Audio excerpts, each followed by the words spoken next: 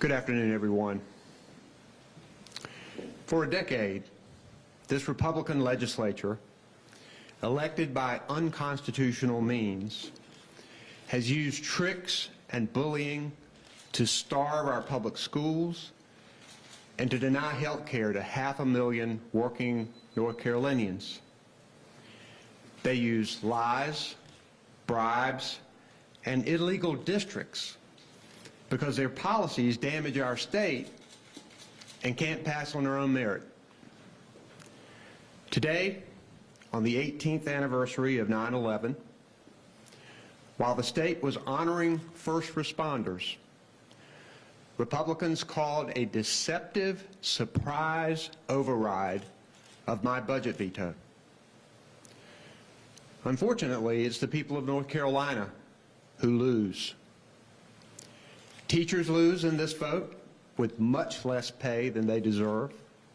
So do bus drivers and cafeteria workers and other education staff. Working people with no health insurance, more than 500,000 of them, are left behind. Of course, the winners are the big corporations. They get yet another big corporate tax break at the expense of our state schools. Legislative Democrats stood against this budget because they knew we had to do more. For over 2 months, Democrats missed family events, work, and even medical appointments to show up at every session just in case a veto override was suddenly brought up. They also relied on the word of Republican leaders when they were told that there would be no votes, because that's how a true functioning democracy should operate. And for over 2 months, Republicans could not override my veto as long as most of the Democrats were in the chamber. For 2 months, Republicans refused to offer a compromise or sit down at a true negotiating table with me. Democrats were told there would be no votes this morning. This was a bald-faced lie. Earlier this year, Republicans tried to take advantage of a Democratic member who was recovering from breast cancer surgery. It didn't work. She's tough as nails, and she showed up for votes anyway. On a day when tragedy united our country, we should be standing together despite party. But instead, Republicans pulled their most deceptive stunt yet. When you have to use bribes and lies, whether to override a veto or to draw your own legislative districts, you are beyond desperate. We still have an opportunity to sustain this vote in the Senate, and I implore Democratic senators to remain steadfast. But as for the Republican leadership,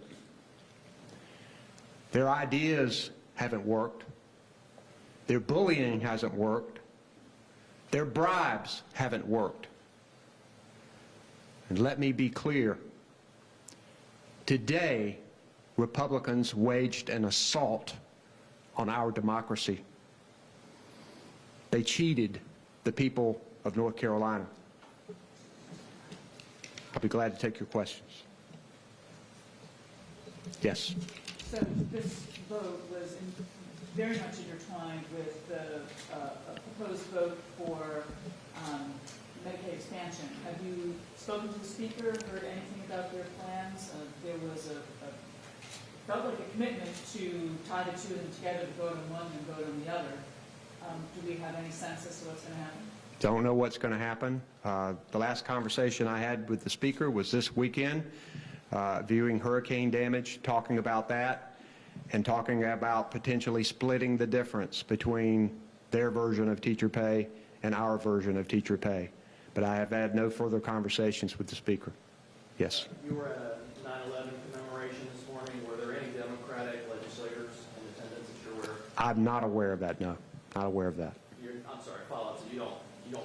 I don't know where Democratic members... You didn't see any? I didn't see any this morning, but what I do know is that Democratic members believe there would be no votes this morning. How might this affect the relationship moving forward with House Republicans? You tell me. Am I going to be able to trust anything they say? We have a situation here that we need to have a functioning democracy. And part of that is trust in a person's word. A word should be your bond. I'm going to work to look after the people of North Carolina despite this fiasco that has occurred today. Everything I do, I'm going to keep those teachers in mind, those people who don't have health insurance in mind, our public education system in mind, the fact that we need a school construction bond. We're going to continue to fight for that. And in everything I do, my relationship with them, I'm going to be pushing those issues. But today was an assault on North Carolina democracy. No doubt about it. Governor Cooper, the voters voted in a veto-proof majority in place. By this move today, what does that say about democracy moving forward? Well, to start with, their districts are illegal. They have been ruled illegal by our courts. And they have continued to pass laws and during this period of time have been trying to bribe legislators to vote their way. They've been trying to bully them, but they've not been able to do it. So they've resorted now to lies and deception instead of true negotiation. I think that's what the people of North Carolina would want us to do. Yes. Yes, sir, Bill. Do you see this affecting redistricting negotiations that are undergoing right now? You know, when you pull out a lottery machine to try and draw districts, I don't know what they're doing over there. What I do know is that districts ought to be fair, they ought to be legal. And what I also know is that a lot of people voted for these Democratic legislators who were representing them there today, but they were lied to. And those people are left out of this process. And there are other people who cast votes against Republican legislators, but they were in such illegally gerrymandered districts that their vote really didn't matter. They are left behind today. This is about North Carolina's people and those people not having a voice because Republican leadership used trickery, deception, and lies to get it their way. You guys continue to ask me questions about negotiations and how are negotiations going. They never moved 1 inch because their sole mission was to get this thing 100% their ways. They wanted their corporate tax cut instead of more teacher pay. They wanted to put more money into private school vouchers instead of funding properly our public schools. They wanted to deny health care when we could draw down this money to lower premiums for private businesses all over our state and get working people insurance. They didn't want to negotiate on any of that. Instead, they're lying in wait, using deception, using lies. You had Democrats who were there and were ignoring family obligations and work and vacations and even sick. They showed up to vote whenever they thought there was a chance this could be brought up. And they had this little veto garage, and at any time this thing could have been brought forward. And they would never tell Democrats when they were going to vote on it because they never did until today. And they had a number of sessions where we know in a functioning democracy, people have got to know when votes are going to be. And so they've relied on Republican leaders of when there might be a chance that this veto override could come up. And today, we know what happened. Yes, sir. I'm sorry, Gary, go ahead. I just want to clarify. So we heard from Speaker Moore that there was nothing announced that there would be no recorded votes. today. And then we have some Democrats who say, oh no, we were told that there wouldn't be any recorded votes this morning. Is there a disconnect there? No. What is the proof? There is no confusion here. Okay. You look at the number of people who were in that chamber and how many of them were Republicans and how many of them were Democrats. There's no confusion about what happened here. This was a lie. And we know why they were not there, because they were told that there were not going to be votes. And the Republican caucus was laying in wait, ready for this. And, you know, not a single Republican on that floor stood up to say, wait a minute, this is not right. When 9 Democrats out of the 55 are on the floor, you know something's going on. Yes, sir. You were in the legislative branch. Do you have any remembrance of anything like this? And what, in your opinion, is this going to do to the institution itself? I have never seen anything like this in my 30-plus years in state government. Never. This is a true assault on our democracy. There is no question about it. What do you say to people who see this and basically are probably honestly disheartened by the whole process? I think they have a right to be disheartened. They have a right to be outraged that this Republican leadership would orchestrate such deception, such trickery to get their way, a way that I don't believe most Democrats want it. Excuse me, most North Carolinians want it.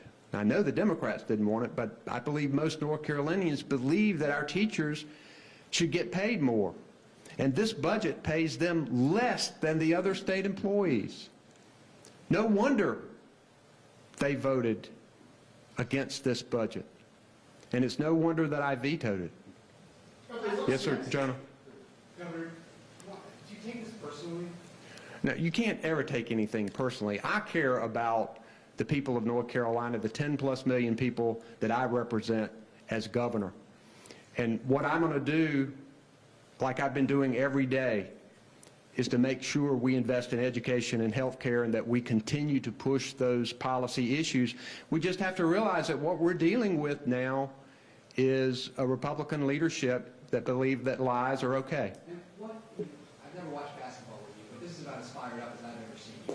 What is it about this? When you've dealt with HB2, when after your election they tried to redo the State Board of Elections, when they tried to strip appointments, what is it about this that is getting you so worked up? Because I believe in people's right to elect representatives and senators to the state legislature to represent them. And today, that will was thwarted.